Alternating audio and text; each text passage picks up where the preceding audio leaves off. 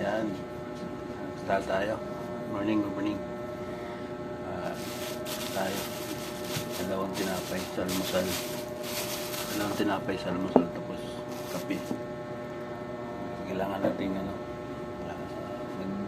mag-diet.